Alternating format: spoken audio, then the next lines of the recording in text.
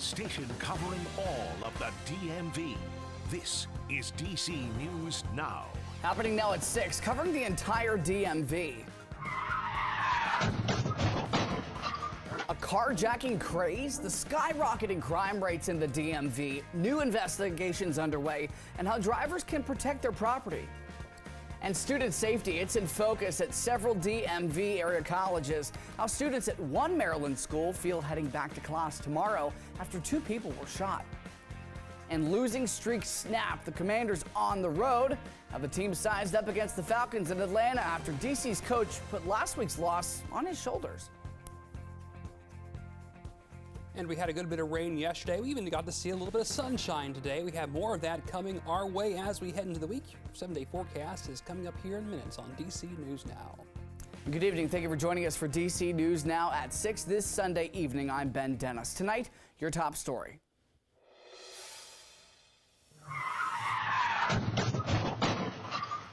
Video you will only see on DC News Now. This is Ring doorbell video showing the aftermath of a crash involving a group of kids who stole a car in Montgomery County. Police tell us that they do have one person in custody, but it's just one of many carjackings we continue to cover, including 5 overnight in DC involving guns, a knife, and 2 Uber drivers victimized. DC police say 3 of the 5 carjackings involved guns, 1 with a knife, and 1 was unarmed. At least 2 Toyotas stolen, and Uber drivers also became victims.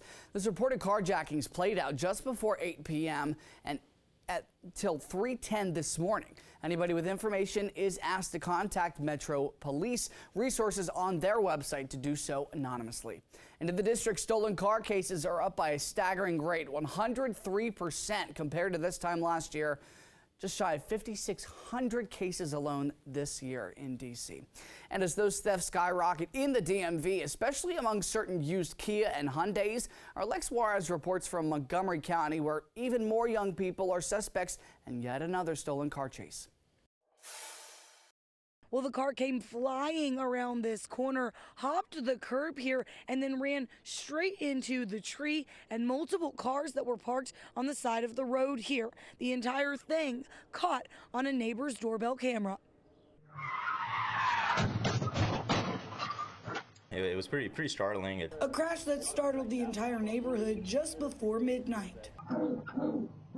Dogs barking after hearing the loud boom, and neighbors rushing outside to make sure everything's okay.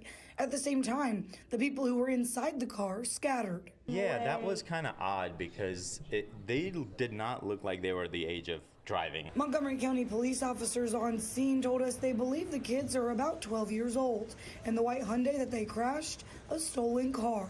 Neighbors' first priority was to make sure everyone was safe, but are unsettled to hear it was a group so young. What we can do is just be more diligent, having things like cameras and whatnot, which, you know what I mean, honestly, it is 2023 and it's become a necessity at this point. It's sad, but here we are. Well, neighbors also hope that this can lead to more speed bumps being added in the neighborhood to keep people from flying through here.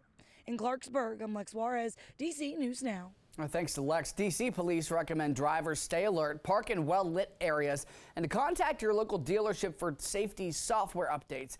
And consider purchasing anti-theft devices like a wheel lock. Contact your local police precinct to check the availability of those devices. And happening now, students at Bowie State University are preparing to head back to class for the first time after a shooting on campus last weekend. Our Randy Bass is live at the university tonight as those preps are underway. Randy, the school has already implemented new security measures on campus this weekend.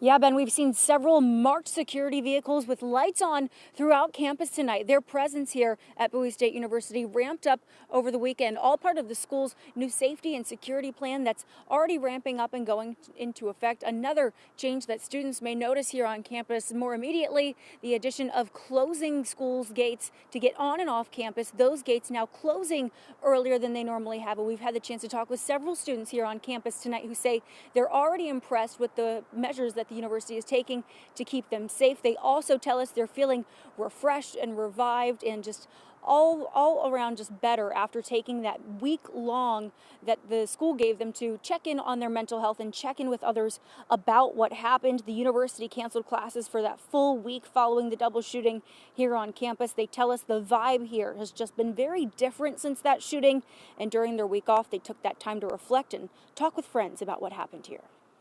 I started texting all my friends, asking was everybody okay. Everybody was like, yeah, I just heard shots. It's been almost like a ghost town. Yeah. Like a lot of people went home to, be with their families in this time. And it's really been just different, more quiet. And coming up tonight on DC News Now at 9 and 10, we hear more from the freshmen here on campus. You just heard from them. We hear more from them about their experience on campus during that shooting and in the days that followed. Also, we talk more about how Bowie State University may be taking a high-tech approach to security here on campus. Levin Bowie, I'm Randy Bass, DC News Now. Back to you. Randy, thank you. Meantime, Prince George's County police say that they are seeing a trend of robberies targeting construction workers.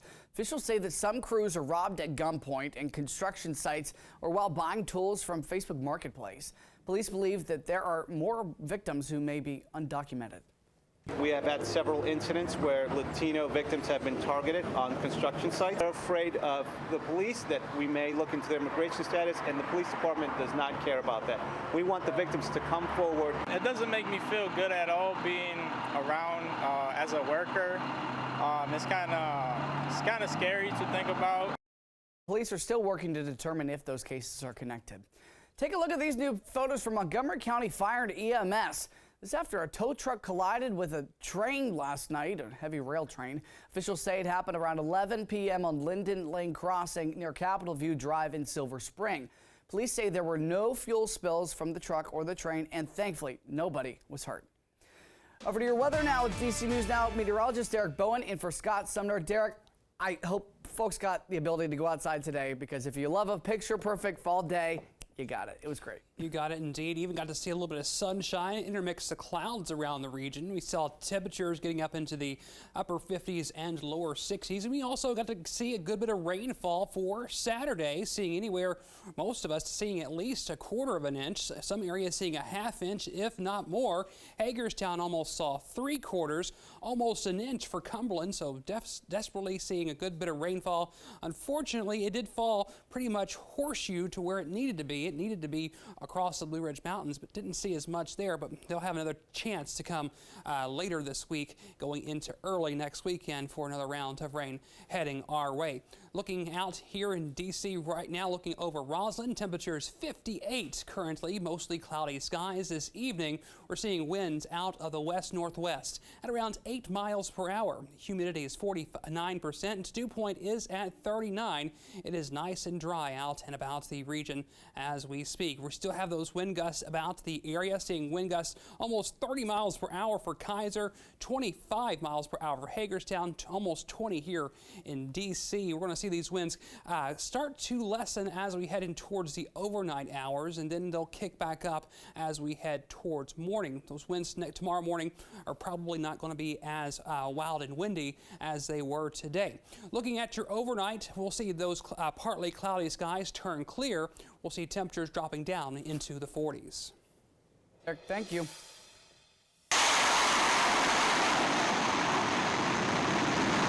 Taking to the skies, that video showed a U.S. fighter jet taking off from the USS Gerald Ford in the eastern Mediterranean Sea near Israel. It says the U.S. military continues to monitor the situation in the Middle East. Meantime, back in D.C., the U.S. Senate is preparing to push a package of wartime aid to Israel. Progress on that effort unknown because of no person elected Speaker of the House. And Secretary of State Antony Blinken made a trip to Saudi Arabia this weekend to find ways to help people trapped in the middle of the Israel-Hamas war. Blinken stepped up diplomatic outreach across the Middle East for international response to avoid expansion of the Israel-Hamas war. President Biden spoke to Palestinian President and Israeli Prime Minister Benjamin Netanyahu to allow humanitarian aid into the region. And all this comes as Gaza residents evacuate before an anticipated Israeli offensive into that city. Meantime, officials say Gaza hospitals are expected to run out of emergency fuel within the next 2 days. The war has now claimed the lives of around 3,600 people, 29 Americans included. Today marked the Wheaton Arts Parade and Festival. Turning tonight, the event acts as an interactive art gallery full of activities and artisan creations like paintings and floats. Organizers say that they hope the event helps people celebrate Wheaton's diverse cultures and showcase local artists.